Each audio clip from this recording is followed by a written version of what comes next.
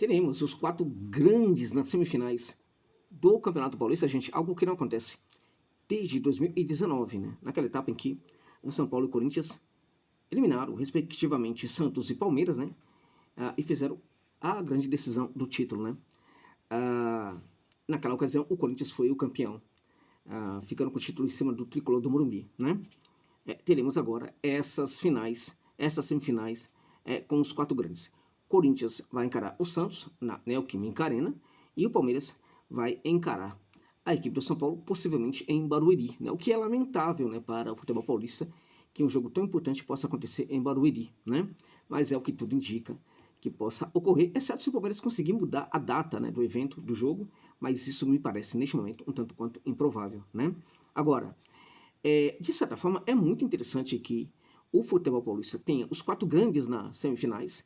É importante também deixar claro que o Campeonato Paulista não é um estadual qualquer, né?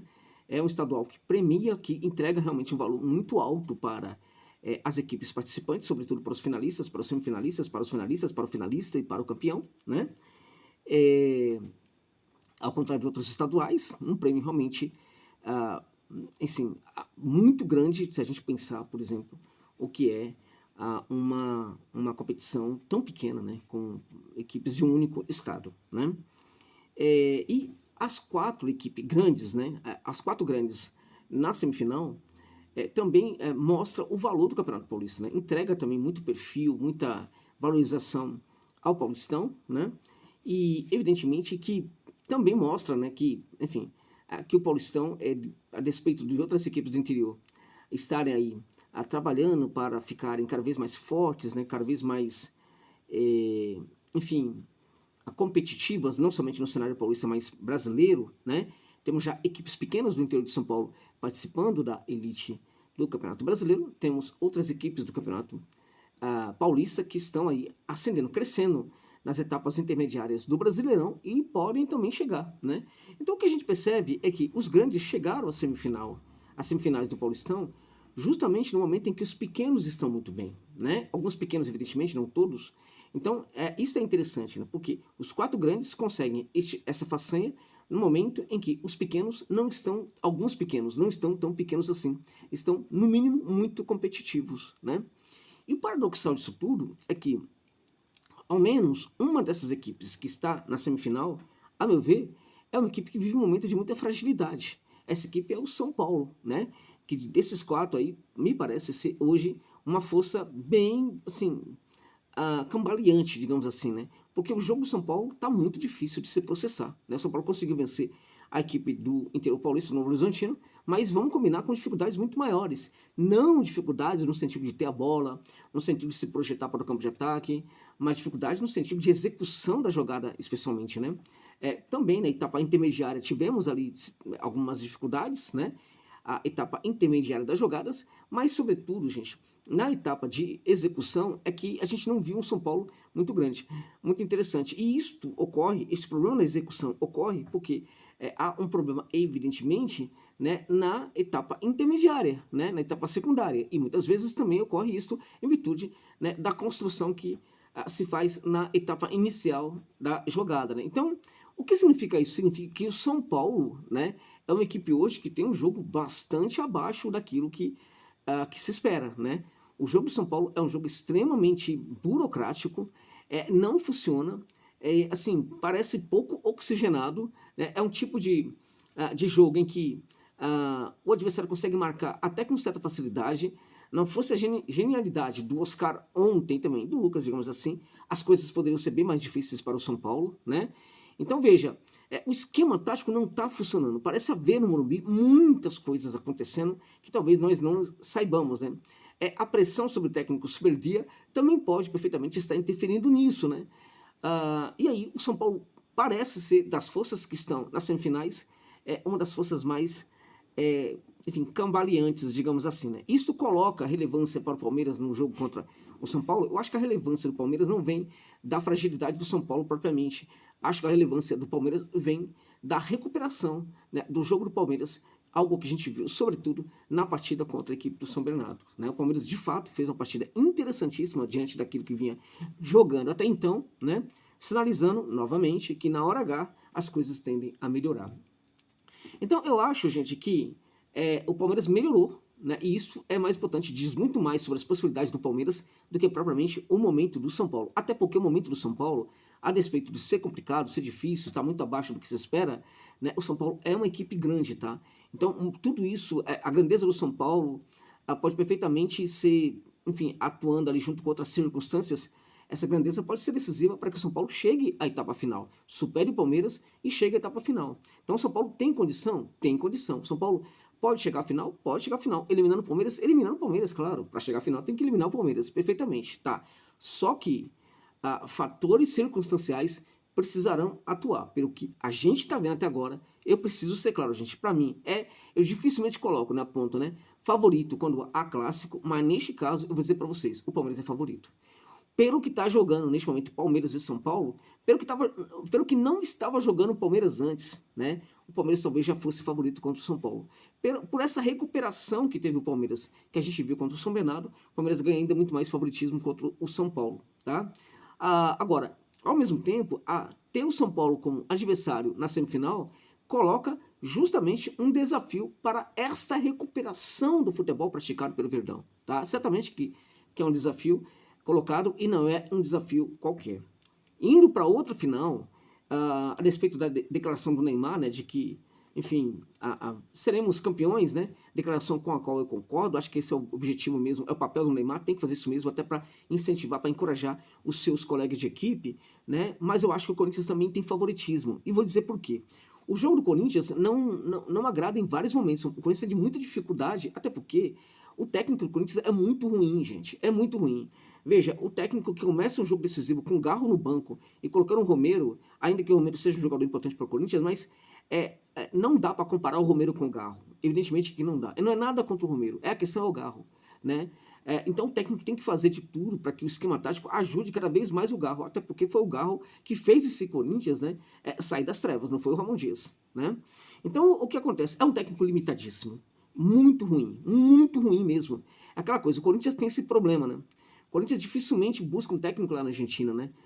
Aí buscou um técnico decadente, horrível, lamentável, que era o Passarella, né? Quando podia encontrar tanto técnico, foi buscar um sujeito arrogante, petulante, prepotente e horroroso como técnico que era o Passarella, tá?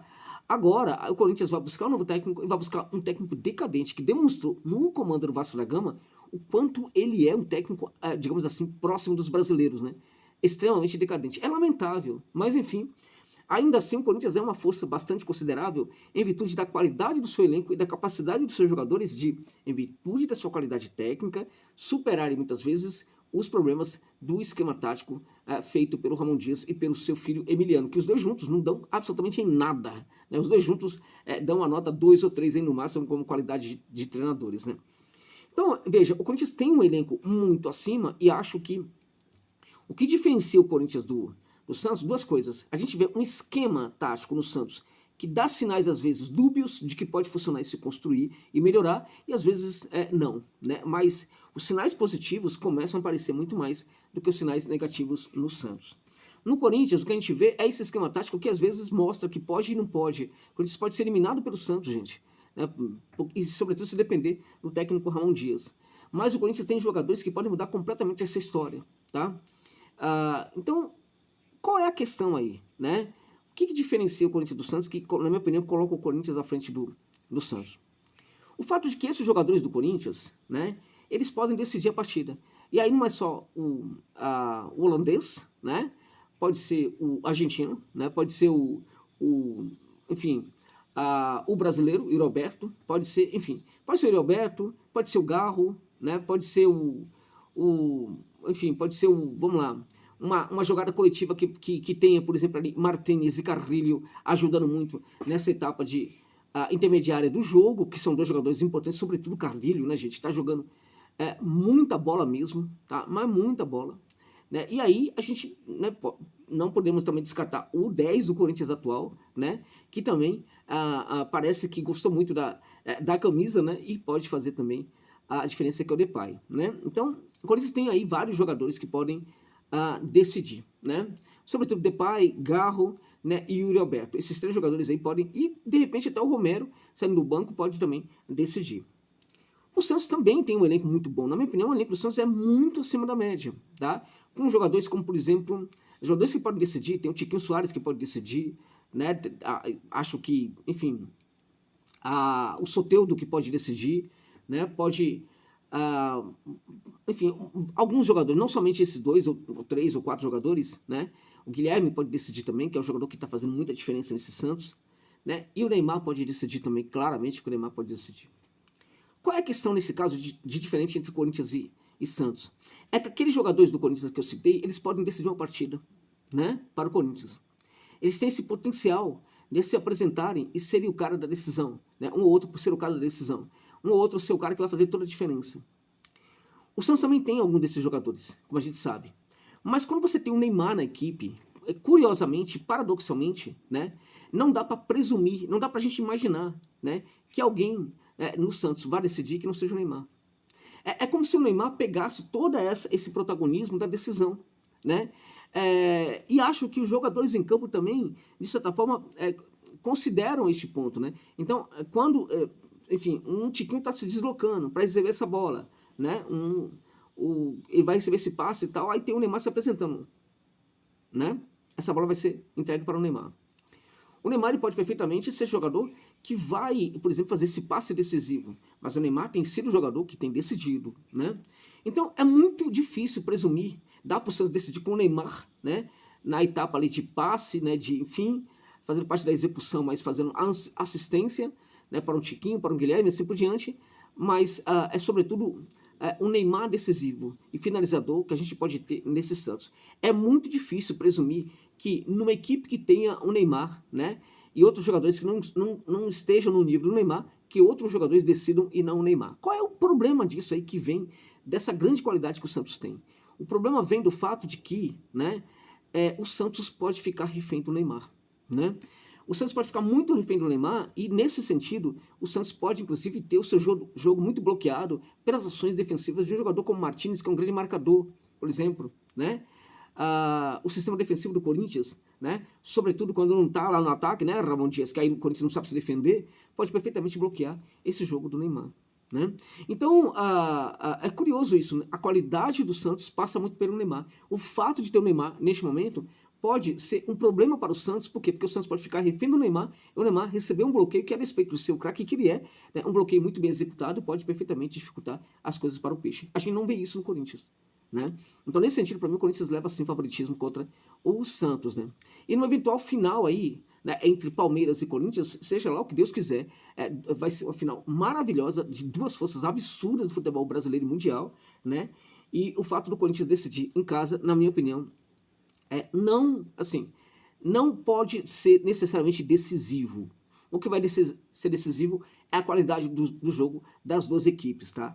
Aí é uma outra história, é uma outra análise, a gente precisa saber, na verdade, quem é que vai chegar à final para fazer uma análise, mas neste momento, dado os 4 participantes das semifinais, eu diria para você que eu vejo sim favoritismo em Corinthians e também, neste momento, no Palmeiras para passarem à final, acreditando, evidentemente, né, na possibilidade de que circunstâncias possam atuar para que as outras 2 forças, elas sim, que se classifiquem à final, eliminando Corinthians e Palmeiras. Também pode ser possível, em virtude de se tratar de 2 grandes potências do futebol brasileiro e mundial, São Paulo e Santos. Tá bom, gente? Então é isso. Grato pela gentileza de ficar comigo neste vídeo até o final. Não se esqueça de deixar o like, deixe um comentário, é importante. E se você puder, deixe uma contribuição através do Valor Demais, mas principalmente através do Pix, que ajuda muito o meu trabalho. Tá bom, gente? Muito obrigado. É isso.